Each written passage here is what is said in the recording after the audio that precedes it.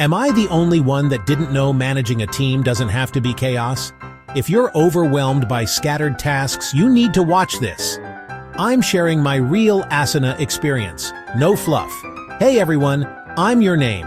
And for the last 12 years, I've managed teams in telecom, real estate, e-commerce, and digital marketing. And I'm here to break down Asana, not as a paid sponsor, but as someone who's lived through the messy side of project management and actually used this tool every day. So, what is Asana? At its core, it's a super flexible project management app that helps teams organize work, track progress, and actually hit deadlines, whether you're 2 people or 200. Let's start with the basics. Creating a task is as simple as typing it in and hitting enter. You can group tasks into projects, which can be anything from a product launch to a sales pipeline. Inside each project, use sections to break things down even further, like to do, doing, and done. Now there are 2 main ways to look at your projects. Boards and lists. Boards are perfect for workflows, like a Kanban-style pipeline. Lists are great when you have tasks that need to be done in a certain order. I use boards for e-commerce launches and lists for real estate deals. Trust me, both have their place. Assigning tasks is a breeze. Just pick the name, set a due date, and everyone knows what's on their plate.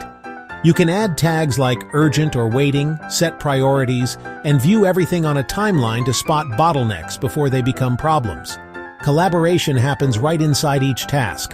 Got a question? Drop a comment. Need a document? Attach it directly.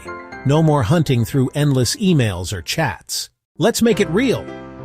In e-commerce, I use Asana to track product launches from idea to sourcing to shipment.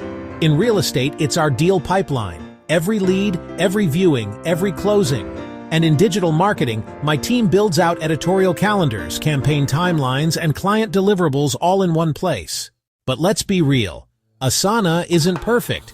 It's super intuitive. The mobile app works well, and you can scale from simple to complex projects.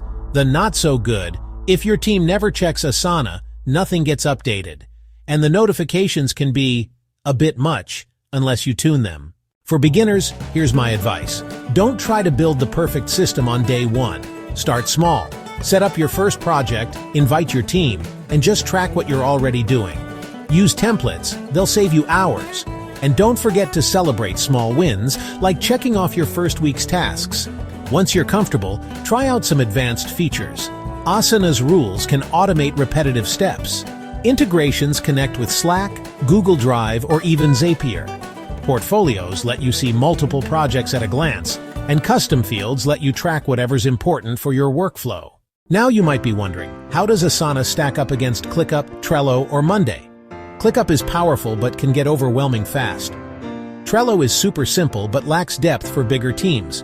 Monday is flashy but pricier. For me, Asana hits that sweet spot between usability and power. So, if you're ready to move your team from chaos to clarity, give Asana a try. Hit subscribe. I'll be sharing more deep dives into Asana workflows, automations, and real-world hacks in the next videos. Drop your questions in the comments, and let's get your team working smarter, not harder. Thanks for watching.